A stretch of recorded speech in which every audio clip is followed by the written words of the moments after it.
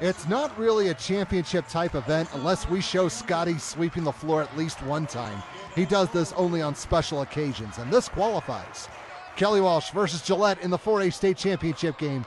First quarter, Gillette wearing the white. Cody Kelly, he'll show why he's the two-time Gatorade Player of the Year and the leading scorer in the state in all classes.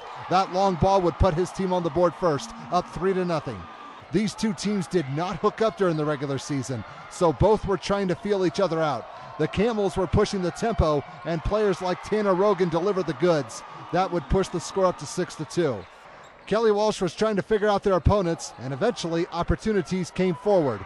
Cooper Adams finds a lane, drives, scores, and one. He has his team right back in this game, trailing 6-5. The Trojans were mixing up their attack plan to keep the other team off balance. Turner Hyatt is open on the far side, and he will bury a three to announce his presence. The lead has changed hands. It's now 8-6. Gillette was relying on their senior leadership to hang around. Kelly did his part and some extra. Number 10 will tie the game at 10 with this jumper, and so far we had ourselves a pretty good game. KW has been known more for their defense. They lead the state all classes in that category, but they had a pretty good plan of attack as well. Beecher Struby eyes it, spies it, and buys it for three. His team wants their first title since 1981, and right now they are up 13-10. But the Camels were going to give them a fight. It was hard to stop Kelly. He did most of his damage inside the arc. 22 points were his numbers, and his squad was only down 13-12 after the first 8 minutes. Second quarter, Kelly Walsh was pressing on with their attack. Adams will get the fast break finish on the far side, courtesy of Struby. That would give them a 3-point advantage. It's 15-12. But 3 points in basketball can be made up pretty quickly. This was the only contribution from Bo Nutting, and his team will take that anytime, especially if it ties up the score. Now it's 15-all. The starters were doing most of the work for Gillette, and it has produced results. And so was Kelly. He's undecided on his college plans, but right now he has his squad ahead, 17-15. Meanwhile, it was the bench that was keeping the Trojans in this one. They outscored the opposition 19-3. Here's Kirk Dirtjay with his only 2 points, and things are knotted up again at 17-all. Things were going back and forth for a bit, and that almost always makes for a good championship game. Kelly averages 24.5 points per game, and he almost met that number in this one. That bucket moved the score up to 21-17. KW was winning the rebounding battle, both offensively and defensively, and that leads to second chances. Ethan Applegate will prove my point. Now his team needs another bucket because they are down 21-19. The junior was beginning to take charge for his team. He had double-digit scoring with 10 points, and he would bring his team back this time around. We now have a 21-all contest. Then Gillette would make a move, and it was about time someone did. Actually, it was all Cale Meisler from NBA range, and he buries it. His 13-point game was underway, and the scoreboard reads 24-21. Meisler is a junior, so he has another year to hit long bombs. He was tied for the second-best three-point field goal percentage in the state all classes, 48%, and he has a hot hand now. The Camels are up 28-21. Kelly Walsh needed to grab some momentum back quick before things got worse. Struby uses his 6'5" height to get a hook shot to drop to make this a 31-25 game going into the locker room. Third quarter, Gillette was not letting up, and they were trying to take their opponents out of this one. Bryce Lyman is in the corner, causing trouble. That's what you got to do. That would push the score up to 34-27. The defense in transition had their moments.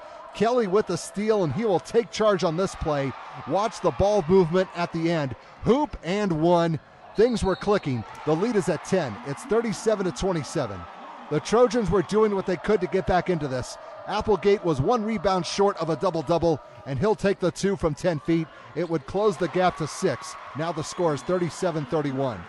The Camels were not about ready to let them get any closer. Rogan may have found a sweet spot on the floor. It seems to be working, and it produced 3.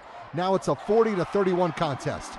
KW needed some help from the reserves, and they would step up. Marcus Nolan drives, puts up a soft floater, and gets the drop. That would help a little bit. His team still trails 40-33. Then he would spread the love. Here's another drive, but this time he'll dish the assist to Talon Markovich, and the teamwork was starting to pay off. Kelly Walsh is down 41-35. As good as the Trojans' defense has been, they had their not-so-great moments. Someone forgot about Rogan, and that was too easy. Gillette goes ahead 43-35. They wanted to put the dagger in the heart early and save themselves the drama for the end. Kelly will miss here, but he'll get his own rebound, kick it out to Lyman, who has reservations for three.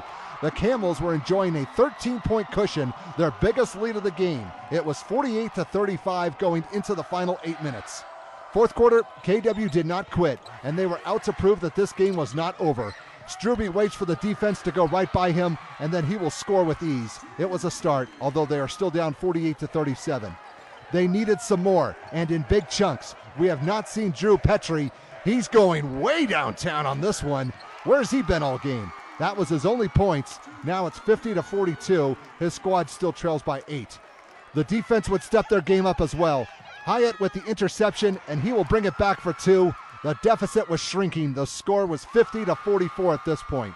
I told you this game was not over. The Trojans were hot on the comeback trail. Markovich takes the inside lob, hoop, and the foul.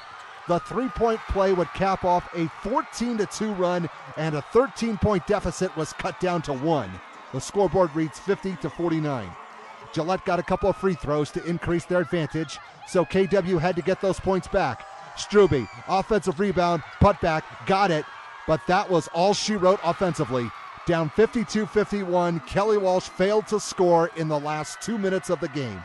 The Camels, meanwhile, were hanging on for dear life. No field goals in the last 5.5 minutes, so they had to rely on free throws. Thankfully, they came through, with 6 of 8 down the stretch, which was enough to put things away. There's another banner to hang up in the Castle of Chaos, or the Castle of Champions, depending on your point of view.